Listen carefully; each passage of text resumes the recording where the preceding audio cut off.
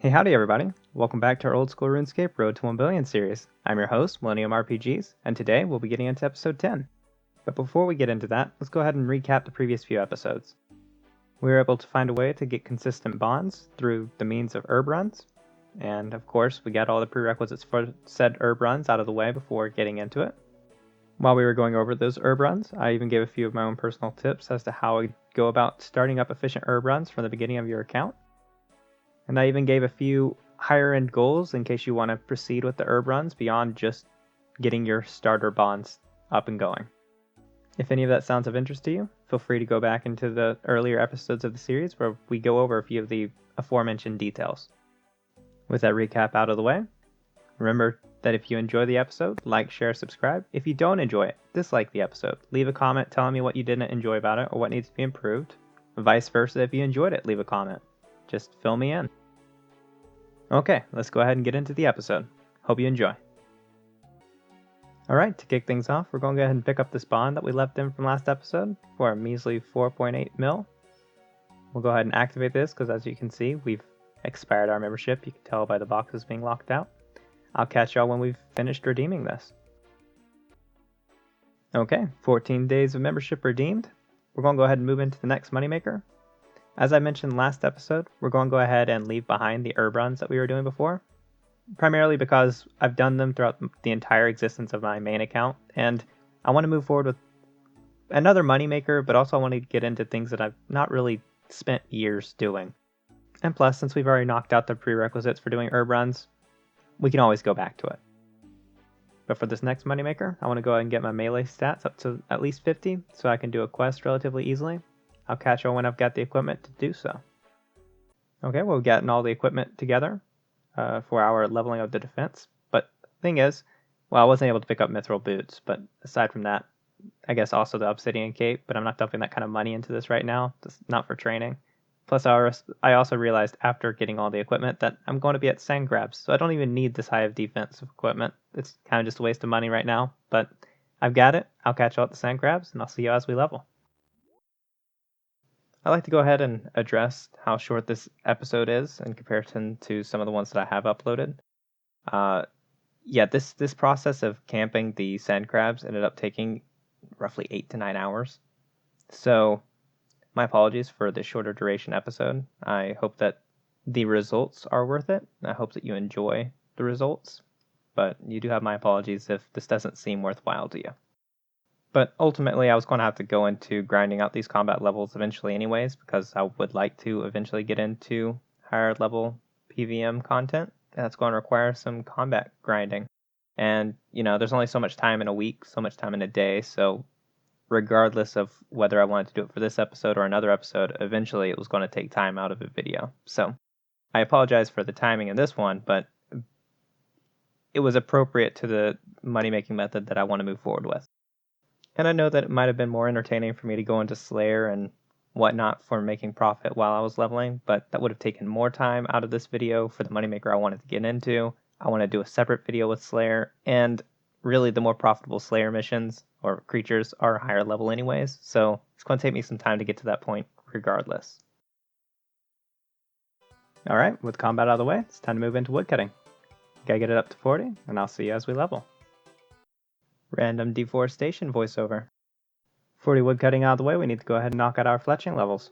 Gotta get it up to level 25, so I'll see you as we level it. Admittedly, not a lot to say here. There's not much time to leave a voiceover, but yeah. I was kind of penny pitching for these levels.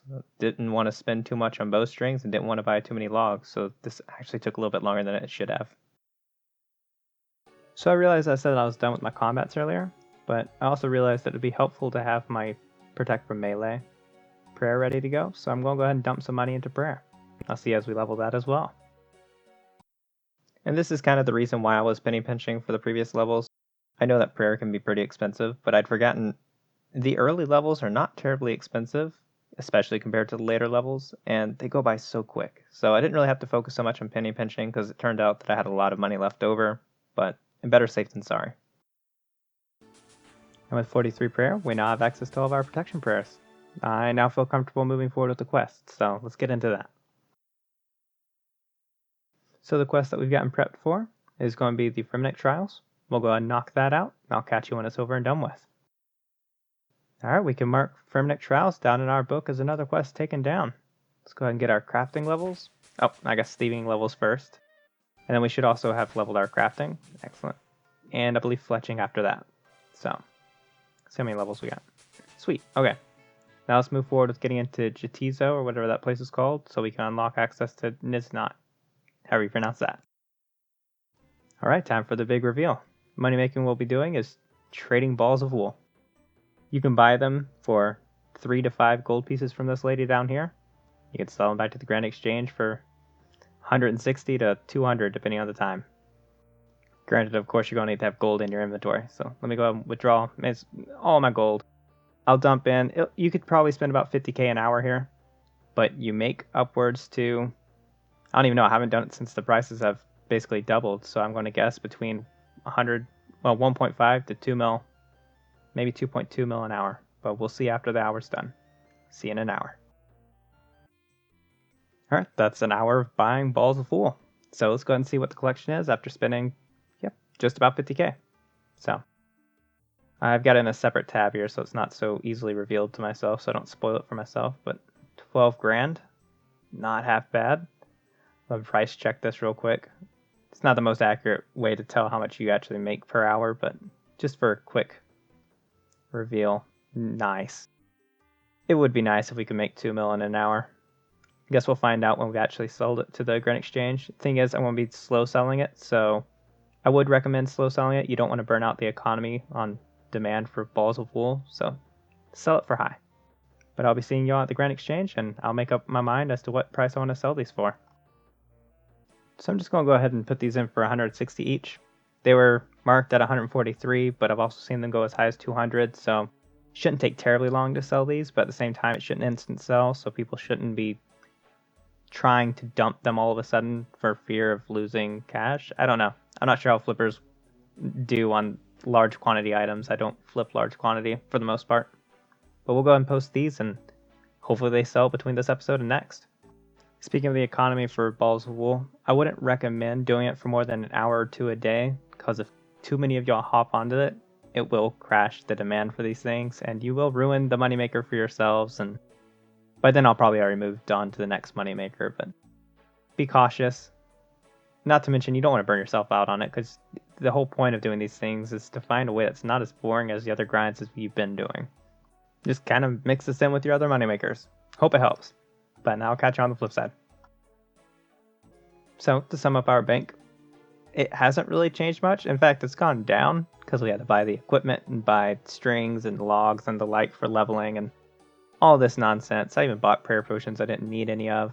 I guess sell those back eventually, but point being is, didn't make any money, just spent it. But once those balls of wool sell, we'll be golden. We're golden. And as for quests, pretty obvious and easily calculated. We just did the one Primeknit Trials. Nothing fancy here.